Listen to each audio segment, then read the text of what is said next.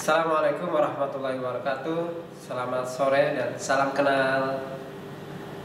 Kami dari tim Kembali Muda dari Politeknik Negeri Batam dengan personil saya sendiri adalah Ridwan dan sebelah kanan saya adalah Toar dan salah satu rekan saya yang sedang mengambil gambar adalah Asnira. Kami akan mengikuti lomba gemastik tahun 2012 yang berlokasi di Bandung dengan kategori Piranti Cerdas. Hal yang melatar belakangi dalam pembuatan piranti cerdas ini adalah banyaknya pemborosan energi di kota-kota besar, khususnya di kota Batam. Hal ini dapat menimbulkan penggunaan listrik yang sangat-sangat berlebihan. Oleh karena itu, kami dari tim Kembali Muda ingin membuat suatu piranti cerdas yang berjudul Smart Home with Android.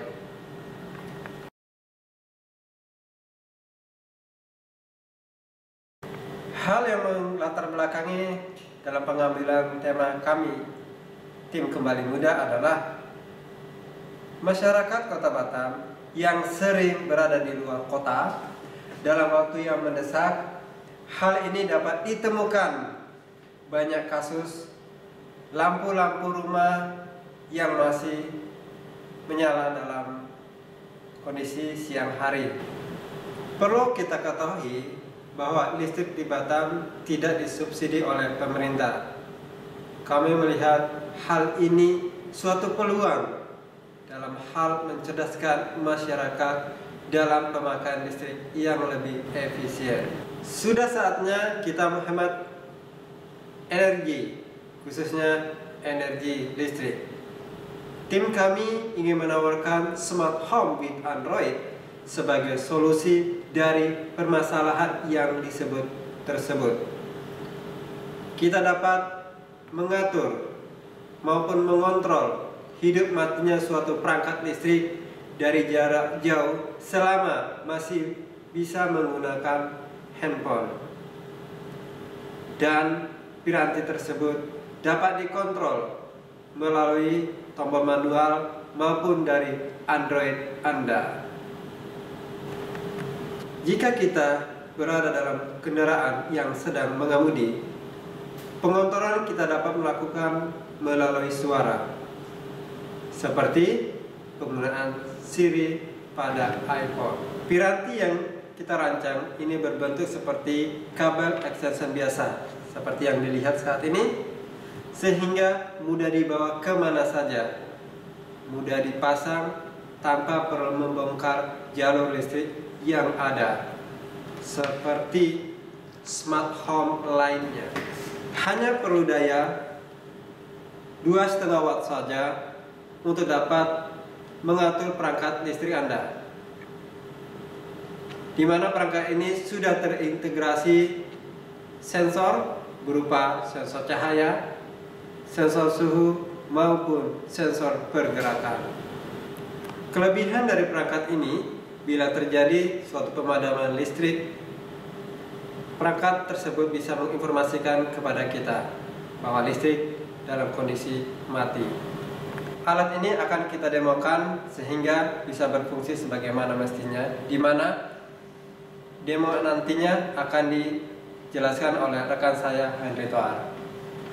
Terima kasih, Ridwan. Kita masuk ke sesi demo. Yang saya pegang merupakan alat dari Smart Home with Android. Terlihat simpel karena berbentuk seperti stop kontak biasa. Dapat lihat dari sini, ini merupakan stop kontaknya. Ada 5 buah. Artinya kita untuk saat ini hanya bisa mengontrol sampai 5 buah saja.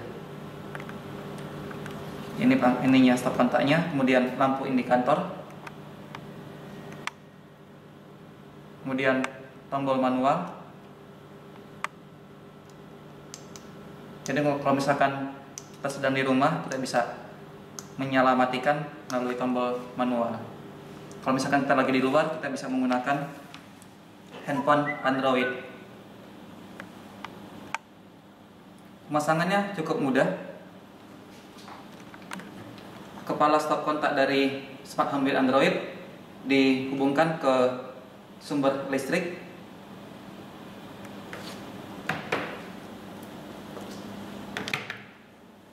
Kemudian di sini ada beberapa beban. Yang pertama lampu, yang kedua juga lampu, yang ketiga solder, yang terakhir adalah lampu emergensi. Kita pasang dulu bebannya.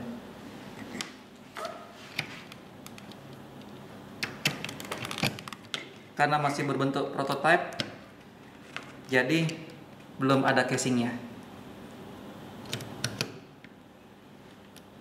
Oke, berikutnya kita hubungkan ke sumber listrik.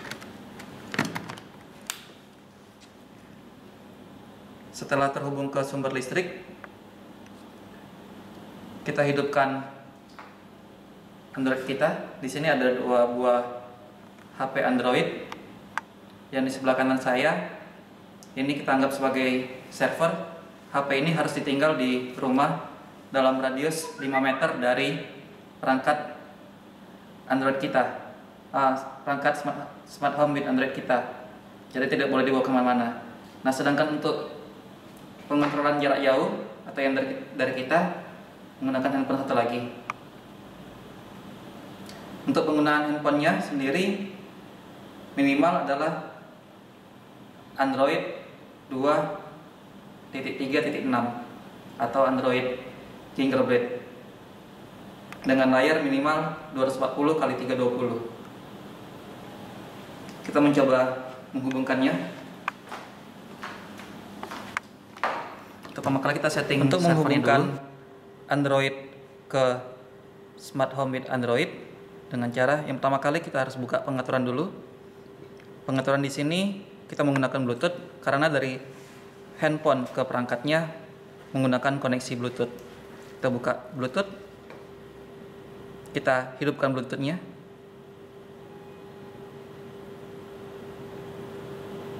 Tunggu sampai on. Ketika sudah on, kita pindai perangkat sampai ketemu yang namanya perangkat kita. Dalam hal ini nama perangkat kita adalah Toar Blue. Kita hubungkan Toar Blue dengan cara klik lama di situ, kemudian pasang dan hubungkan. Jika memerlukan password, kita masukkan passwordnya 0 sebanyak 4 kali.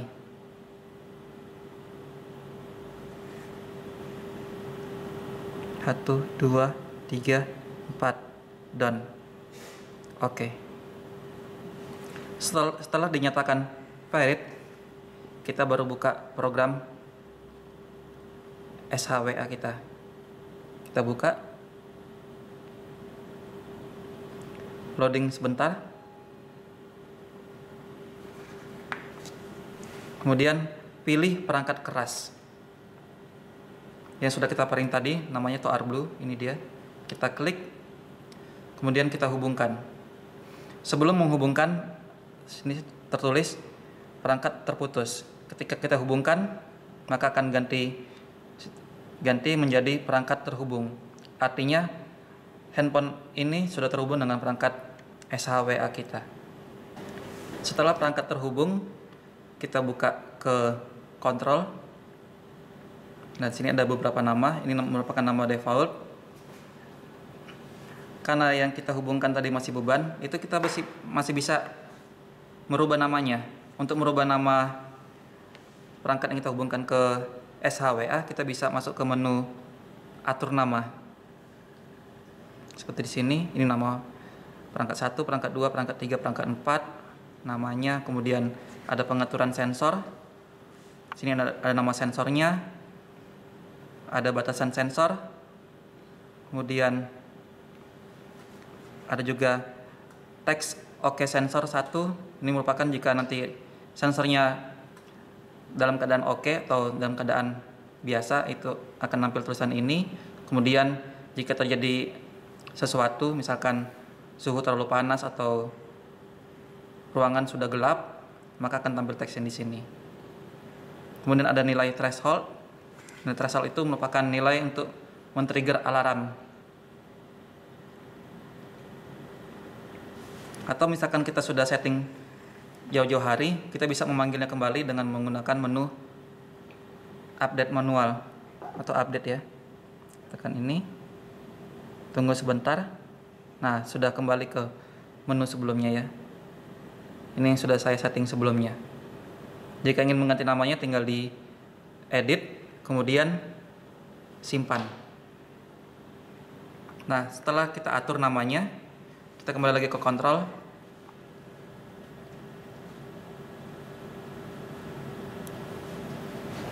Nah, sini terlihat ya. Yang pertama televisi. Kita anggap beban pertama adalah televisi, kemudian lampu teras, kemudian dispenser, dan terakhir adalah kipas. Dan di sebelah sininya ada gambar lampu yang mengondisikan bahwa alat tersebut sekarang masih dalam keadaan tidak menyala. Untuk menyalakannya cukup dengan mengklikkan tulisannya. Ya, terlihat bahwa lampu menyala ya. Lampu kita anggap sebagai televisi. Kemudian kita hidupkan berikutnya lampu teras, dispenser ya, kita anggap sebagai lampu darurat ya, lampu emergensi, dan terakhir kipas kita anggap itu solder. Kembali lagi ke HP. Untuk mematikannya tinggal klik kembali. Ya, terlihat indikatornya. Ada indikator menyala dan mati.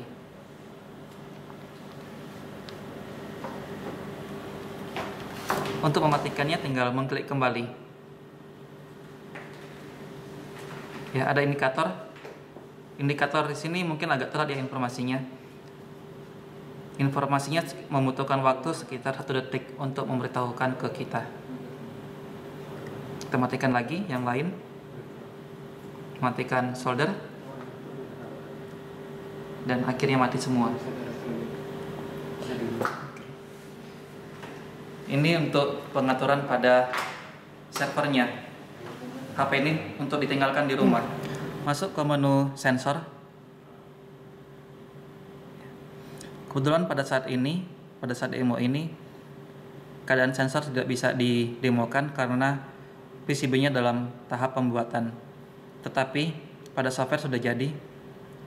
Jadi tampilannya akan seperti ini pada handphone. Ada 4 buah sensor yang terpasang pada handphone. Yang pertama, sensor maling atau sensor pergerakan untuk mendeteksi adanya pergerakan dalam rumah. Kemudian sensor teras rumah ya. Teras rumah ini menggunakan sensor cahaya. Misalkan, oh sekarang udah siang atau sudah malam, bisa dilihat dari sini. Kemudian suhu kamar mama. Misalkan suhu kamar mama panas, kita bisa hidupkan kipas dari sini juga dari handphone. Kemudian kamar mama nih udah terang atau gelap, bisa juga diatur dari sini. Jika misalkan di sini tulisannya kamar mama gelap, maka bisa kita nyalakan lampunya. Jika kita berada di luar rumah, kita bisa mengontrol perangkat listrik kita melalui handphone Android yang satu lagi. Jadi yang ini server dan ini klien. HP yang server ditinggalkan begitu saja. Kemudian kita masuk ke menu handphone klien. Untuk mengontrolnya cukup dengan membuka program kita ya. Ini programnya. Terlihat dengan menu yang sama pada handphone Android server kecuali warnanya ya. Jadi kalau warna latarnya hitam itu server, warna latar putih itu sebagai klien. Terlihat bahwa semua perangkat ini kita dalam kondisi mati. Untuk menyalakannya tinggal diklik saja. Memerlukan waktu sekitar 3 detik untuk respon.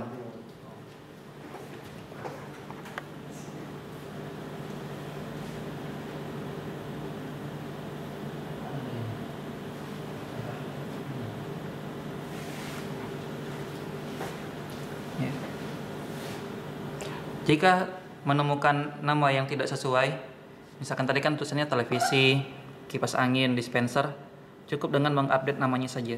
Update. Ya, nama sudah berubah sesuai dengan perangkat yang kita pasang. Kita atur lagi. Tunggu 3 detik, lampu akan menyala. Kita nyalakan semua.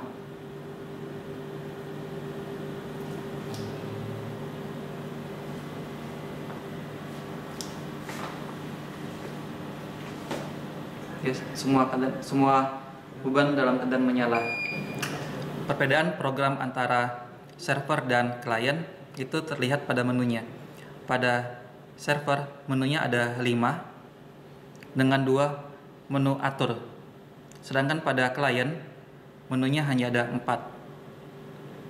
Yang membedakannya adalah pada server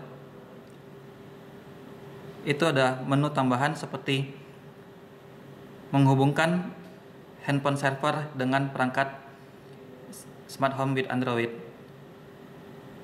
Itu saja perbedaan antara program server dan klien. Jika kita dalam kondisi mengemudi, tentunya akan menyulitkan kita dalam mengakses menu-menu berikut ini. Jadi, di program ini kami menyediakan menu voice assistant atau perintah suara. Dengan cara mengklik gambar Android-nya, maka nanti akan muncul menu seperti ini. Pada saat tampilan seperti ini, Anda cukup mengatakan seperti kata nyala, padam, hidup, mati, disertai dengan nama perangkat yang ada di sini.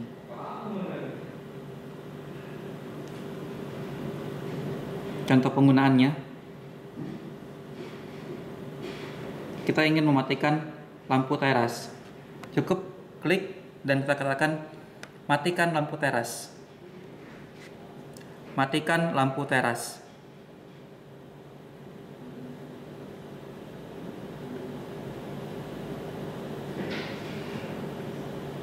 Lampu teras is turned off. Perintah suara menggunakan bahasa Indonesia. Demikianlah demo yang dapat kami persembahkan. Atas perhatian kami ucapkan terima kasih. Wassalamualaikum warahmatullahi wabarakatuh. Dadah, sampai jumpa di Bandung.